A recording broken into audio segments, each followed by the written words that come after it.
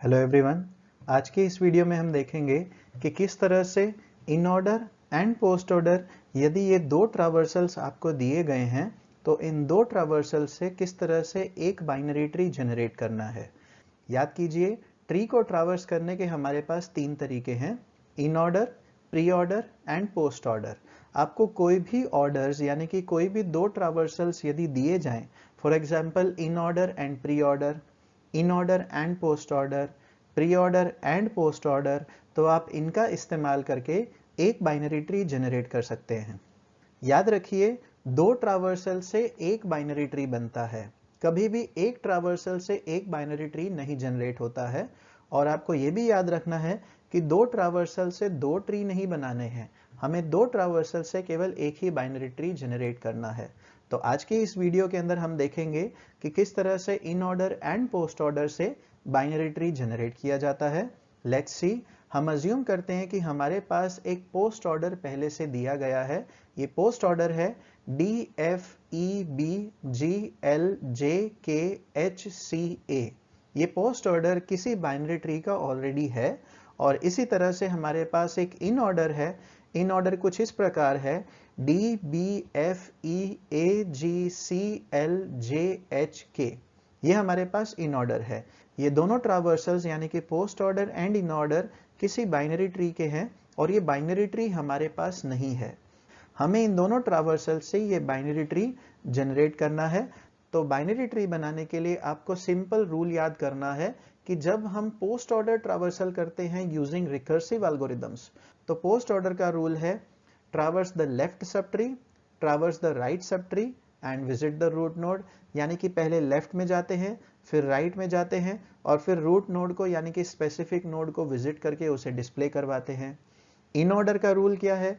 इन order का rule है traverse the left sub tree, visit the root node and traverse the right sub tree. और pre order का rule क्या है? Visit the root node, traverse the left sub tree and traverse the right sub tree. तो यहां पर हमें post order का और इन ऑर्डर का रूल इस्तेमाल करके हमें ट्री को जनरेट करना है। तो पोस्ट ऑर्डर के लिए लेफ्ट, राइट एंड रूट, और इन ऑर्डर के लिए लेफ्ट, रूट एंड राइट। तो इसको हम इस्तेमाल करेंगे। तो पोस्ट ऑर्डर सीक्वेंस में जो आपको दिखाई दे रहा है, इस सीक्वेंस में जो हमारी लास्ट नोड है दैट इज ए, ये हमारी रूट नोड होती है। ये आपको सबसे पहला इंपॉर्टेंट पॉइंट याद रखना है। प्री ऑर्डर में जो पहली नोड होती है वो आपकी रूट नोड होती है। पोस्ट ऑर्डर में जो लास्ट नोड होती है सीक्वेंस की, वो आपकी रूट नोड होती है। ये दोनों मोस्ट इंपॉर्टेंट डिस्टिंग्विशिंग फैक्टर्स हैं। अब इसी रूट नोड को आप इन ऑर्डर में देखिए, तो इन ऑर्डर में आपकी रूट नोड ऑलमोस्ट बीच में है। वो बीच में भी हो सकती है, थोड़ी लेफ्ट पर भी हो सकती है, थोड़ी राइट पर भी हो सकती है, वो कहीं पर भी हो सकती है। फिलहाल हमारी जो रूट नोड है वो बीच में है, तो आप रूट नोड को एज इट इज ड्रॉ कर दीजिए। अब आप इन ऑर्डर में देखिए, इन ऑर्डर में रूट के लेफ्ट में कौन कौन सी नोड है?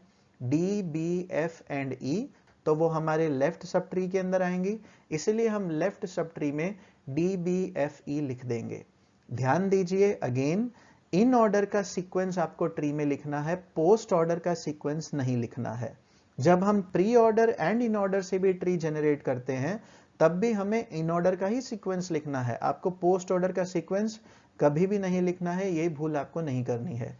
इसी प्रकार इन ऑर्डर में रूट नोड जो ए है, उसके राइट सब ट्री में है GCLJHK, तो हम वो राइट सब सीक्वेंस GCLJHK हमारे ए रूट नोड के राइट सब ट्री में लिख देंगे। तो अब आप देख सकते हैं कि जो लेफ्ट सब ट्री में आपको इन ऑर्डर में दिखाई दे रहा है, डी, बी, एफ एंड ई, यही चार नोड्स ऊपर पोस्ट ऑर्डर में है। भले इनका सीक्वेंस आगे पीछे हो, लेकिन मैच सभी चार नोड्स हो जाएंगी। तो आप देखिए, डी भी है, एफ भी है, ई भी है और बी भी है। ये चारों nodes post order and in order की लेफ्ट सब ट्री के अंदर आती है। एंड सिमिलरली बाकी के 6 नोड्स यानी कि GLJKHC जो आपके इन ऑर्डर के रूट के राइट में है, ये 6 नोड्स भी बिल्कुल इससे मैच हो जाती हैं। तो अब हमें आगे का स्टेप फॉलो करना है।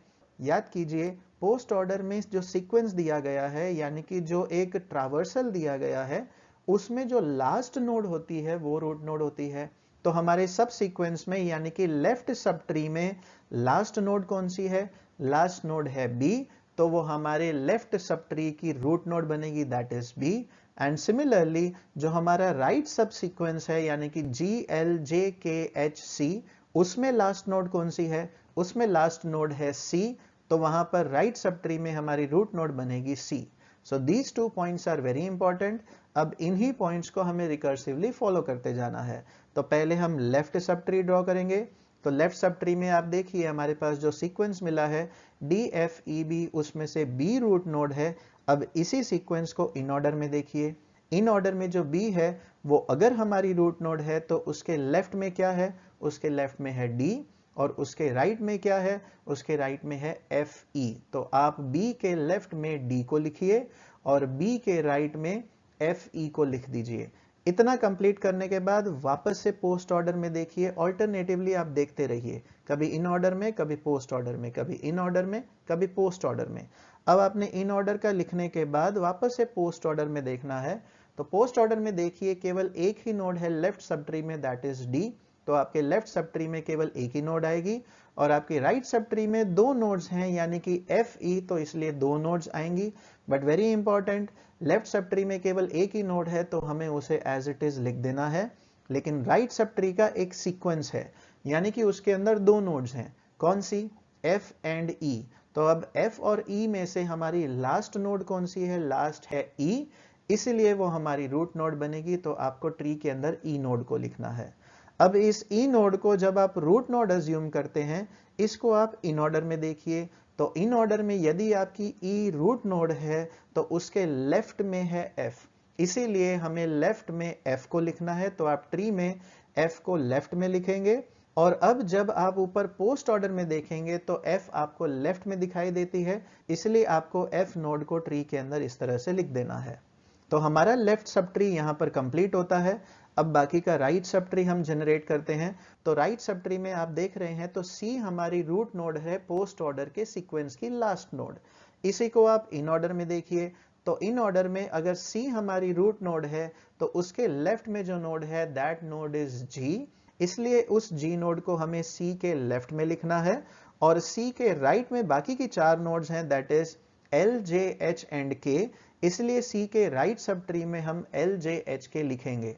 अगेन ध्यान दीजिए, हमें इन ऑर्डर का सीक्वेंस लिखना है, हमें पोस्ट ऑर्डर का सीक्वेंस नहीं लिखना है। अगर आप पोस्ट ऑर्डर का सीक्वेंस बीच में एक बार भी लिख देंगे तो आपकी मिस्टेक हो जाएगी। तो इतना लिखने के बाद आप फिर से ऊपर पोस्ट ऑर्डर में देखिए। तो पोस्ट ऑर्डर में लेफ्ट सब ट्री में केवल एक ही नोड आएगी, दैट इज G, इसलिए हमें इस सिंगल नोड को यानी कि G नोड को एज इट इज ट्री के अंदर लिख देना है। और राइट सब ट्री में जैसा कि आप सब देख रहे हैं हमारे पास चार नोड्स हैं, L, J, K and H। तो जैसा कि आपको बताया गया था, सीक्वेंस की लास्ट नोड कौन सी है? H, तो वो हमारी रूट नोड बनेगी यानी कि राइट सब ट्री की रूट नोड है हमारी H नोड, और H के लेफ्ट में कुछ है और H के राइट में कुछ है। अब इस H नोड को आप इन ऑर्डर में देखिए, पोस्ट ऑर्डर में देखने के बाद अब इन ऑर्डर में देखिए। तो इन ऑर्डर के अंदर H अगर रूट नोड है तो उसके लेफ्ट साइड में दो नोड्स आती हैं, that is L and J, और उन दोनों नोड्स का सब सीक्वेंस हम यहां पर एज इट इज ट्री के अंदर लिख देंगे। अगेन याद कीजिए, इन ऑर्डर का सीक्वेंस लिखना होता है, और राइट सब ट्री के अंदर केवल एक ही नोड आती है, दैट इज K, तो वो सीक्वेंस हम यहां पर राइट सब ट्री में एज इट इज लिख देंगे। इतना कंप्लीट करने के बाद फिर से आप पोस्ट ऑर्डर में देखिए। तो पोस्ट ऑर्डर में आप देख सकते हैं लेफ्ट सब ट्री में दो नोड्स आती हैं, that is L and J, और राइट सब ट्री में केवल एक ही नोड आती है, दैट इज K। तो K एक ही नोड है, इसलिए उसको एज इट इज हम ट्री के अंदर ड्रॉ कर देंगे। लेकिन लेफ्ट सब ट्री में हमारे पास दो नोड्स हैं। तो अगेन रूल याद कीजिए, पोस्ट ऑर्डर में सीक्वेंस या सब सीक्वेंस की लास्ट नोड रूट नोड बनती है। So which is the last node from L and J? J is the last node, इसलिए यहां पर हमारी रूट नोड J है, तो हम J नोड को ट्री के अंदर ड्रॉ करेंगे। अब J नोड को आप इन ऑर्डर में देखिए। तो इन ऑर्डर में अगर हमारी J नोड यहां पर है तो J के लेफ्ट में L नोड आएगी, इसीलिए L नोड को हम J के लेफ्ट में लिखेंगे। और यही आप पोस्ट ऑर्डर में देखेंगे तो पोस्ट ऑर्डर में J के लेफ्ट में L नोड आपको दिखाई दे रही है, उसको एज इट इज आपको ट्री के अंदर लिख देना है। तो इस तरह से हमने post order and in order का इस्तेमाल करके यानी कि दो ट्रावर्सल्स का इस्तेमाल करके एक बाइनरी ट्री जनरेट किया। अब इस ट्री को जिसको हमने जनरेट किया है, इसको हमें वेरीफाई भी करना है, यानी कि चेक करना है कि क्या ये हमारा ट्री सही बना है। तो आप देखिए यहाँ पर ये जो ट्री हमें मिला है, इस ट्री को हम इन दोनों ट्रावर्सल से ट्रावर्स करके देखते हैं हमारे शॉर्टकट मेथड से। हमारे शॉर्टकट मेथड क्या कहता है कि पोस्ट ऑर्डर ट्रावर्सल करने के लिए हर एक नोड के राइट साइड में छोटी सी डॉट लगा दीजिए। तो आप अज्यूम कीजिए कि हर एक नोड के राइट साइड में हमने एक स्मॉल डॉट लगा दी। अब उसको आप ट्रावर्स कीजिए।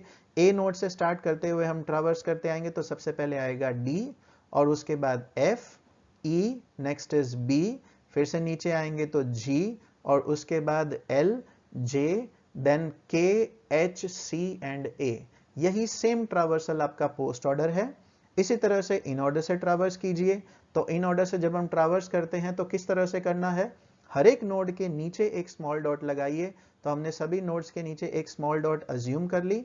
अब ट्रावर्स कीजिए। तो जब हम ट्रावर्स करते हैं फ्रॉम द रूट नोड तो सबसे पहले आती है डी, उसके बाद आती है हमारी B node, next is F, next is E, then A, then आती है G, then C, then L, J, H and K. So this is the in order जो हमने यहाँ पर ट्रावर्सल में एज इट इज लिखा है। यानी कि post order and in order दोनों ट्रावर्सल्स मैच होते हैं, इसलिए हमारा ट्री बिल्कुल करेक्ट बना है।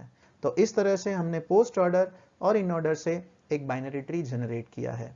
Thanks for watching this video. Thank you so much.